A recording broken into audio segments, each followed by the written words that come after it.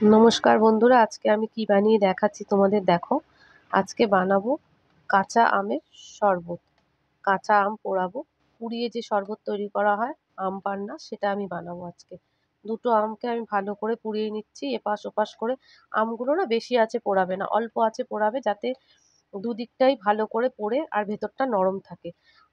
একবারে যদি জোরে আছে পুষিয়ে দাও, তাহলে একদিকটা পুড়ে যাবে আর ভেতরটা কি হবে বলো তো, শক্ত থাকবে। ওই জন্য অল্প আছে ঘুরিয়ে ফিরিয়ে ভালো করে আমটাকে পোড়াতে হবে। আমটাকে পুড়িয়ে তারপরে ঠান্ডা করে নিতে হবে। ঠান্ডা করে তারপরে খোসাটা ছাড়িয়ে নেবো। এই যে দেখো বন্ধুরা, ভালো করে পোড়ানো হয়ে গেছে। এবারে আমি এটাকে ঠান্ডা করব। ঠান্ডা করে আমের খোসাটা ছাড়িয়ে নেবো। আর কী কী মশলা দিচ্ছি আমি সেটা একবার তোমাদেরকে দেখিয়ে দিই।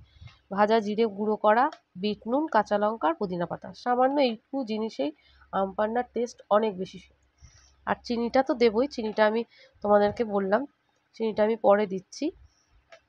দেখো ঠান্ডা হয়ে গেছে, আম খোসা ছাড়িয়ে নিলাম। ছাড়িয়ে এবার এটাকে একটা গ্রেটারের সাহায্যে এরকম করে গ্রেট করে নেবো। এবার গ্রেট করে যে আমের পাল্পটা বেরোবে সেটাকে আমি পুরোটা করব না, কিছুটা করব, কিছুটা রেখে দেবো। অনেকটা পাল বেরোবে তো, পুরোটা দিয়ে করা যাবে না, কেন এতটা একসাথে খাওয়া যাবে না। ওটাকে তোমরা ফ্রিজে স্টোর করে রাখতে পারো, কাচের বয়ামে বা একটা কোনো বাটিতে করে। কাচের জিনিসে রাখলে জিনিস ভালো থাকবে। টক তো, স্টিলের কিছুতে রেখো না। দেখো আমি গ্রেট করার পর কতটা হয়েছে, বেশ অনেকটাই আমের পাল্প বেরিয়েছে। এই দেখো, দুটো আম থেকে এত বেরিয়েছে। আমি কিছুটা করব আর কিছুটা রেখে দেবো। আমি এবার একটা জুসারের মধ্যে আমি আমের পাল্পটা নিয়ে নিচ্ছি। একবারেই আমি করছি, তোমরা চাইলে আমের পাল্পটা গ্লাসেও দিতে পারো। আমি সেটা করিনি, আমি আমের পাল্পটাকে একসাথে সব কিছুর সাথে একদম ব্লেন্ড করে নিয়েছি। দেখো, দুটো কাঁচা লঙ্কা দিচ্ছি। দুটো কাঁচা লঙ্কা তোমরা না দিলে একটাও দিতে পারো, যদি ঝাল বেশি হয়, বাচ্চা থাকে, তোমরা লঙ্কাটাকে স্কিপ করতে পারো। একটা লঙ্কা দিতে পারো বা নাও দিতে পারো। এবার দিয়ে দেবো বিট নুন। নুনটা আর চিনিটা তোমাদের স্বাদ মতো কিন্তু তোমরা দেবে। যদি একটু নুন তোমরা বেশি খাও তাহলে বেশি দেবে, যদি মিষ্টিটা বেশি খাও তাহলে তোমরা মিষ্টিটা বেশি দেবে। আমি হাত দিয়ে দিলাম এই কারণেই, আমি না হাত দিয়ে পরিমাণটা ভালো বুঝতে পারি। আর চিনিটা আমি চামচ দিয়ে দিচ্ছি। চিনিটাও কিন্তু আমি আমার মতো দিয়েছি, তোমরা তোমাদের মতন করে দিতে পারো। যেরকম টক হবে আম, সেরকম মিষ্টি দিতে হবে, সেরকম নুন দিতে হবে, আর সেরকম ঝালটাও দিতে হবে। এবার তোমরা তোমাদের টেস্ট মতো করে নিও। অনেকে পাতিলেবু দিয়ে খায়, লেবুটা আমি স্কিপ করেছি, আমি লেবুটা দিইনি। আমের তাহলে যে ফ্লেভারটা না, সেটা আমি মনে হয় আমার একটু কম লাগবে। যাই হোক, যেটা যার পছন্দ সেটা সে করবে। এবার এটাকে আমি একটু ব্লেন্ড করে নিচ্ছি, ঠিক আছে। এটাকে দুবার তিনবার ঘোরালেই ভালোই। এমনিই তো আমি আমটাকে ঘষে নিয়েছি, এমনি ওটা নরম হয়ে গেছে। আমি আরেকটা পদ্ধতিতে তোমাদের আরেকদিন করে দেখাবো। এইটা তো একটা সহজ পদ্ধতি, আর একটাও দেখাবো, সেটাও সহজ পদ্ধতি।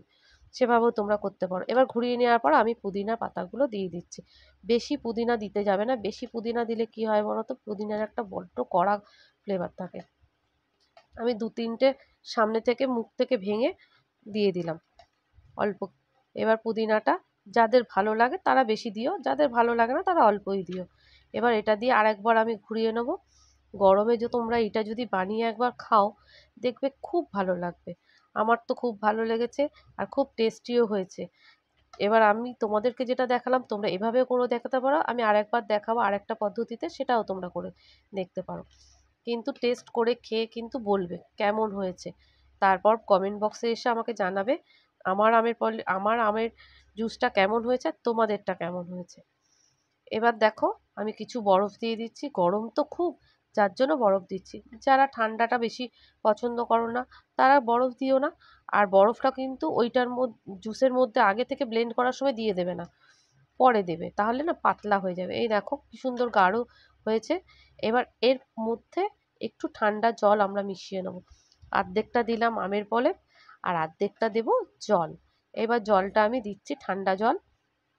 গরমে না এই ঠান্ডা জলটা খেতে না খুব শান্তি লাগে, তাই জন্য আমি একটু ঠান্ডা জল এর মধ্যে দিয়ে নিলাম। দিয়ে এবার একটু ওপর থেকে পুদিনা পাতা আর ওই যে ভাজা মশলাটা করে রেখেছিলাম জিরে গুঁড়ো, সেই জিরে গুঁড়ো মশলাটা। এবার এই জিরেটা দিলে না পেটটাও ঠান্ডা থাকে আর একটা খুব সুন্দর গন্ধ, মানে খাওয়ার সময় খুব ভালো লাগে। এত টেস্টি হয়েছিল, যদি তোমরা সামনে থাকতে তাহলে তোমাদের হয়তো আমি খাওয়াতে পারতাম, কিন্তু তোমরা বাড়িতে করে খেয়ে দেখো। খুব ভালো হবে। আমার তো খুব ভালো লেগেছে, তোমাদের যদি ভালো লাগে তাহলে একটু লাইক কমেন্ট শেয়ার করে দিও। আর ওপর থেকে আমি একটু পুদিনা পাতা দিয়ে সাজিয়ে দিলাম। এবার তোমরা দেখো কেমন লাগছে। আমার তো খুব ভালো লেগেছে, তোমাদের যদি ভালো লাগে তাহলে তোমরা একটু লাইক কমেন্ট শেয়ার করে দিও। আর আমার পাশে থেকো। তোমরা যদি না থাকো আমি তো এগোতে পারবো না।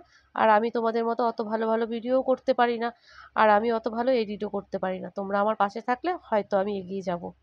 নমস্কার বন্ধুরা।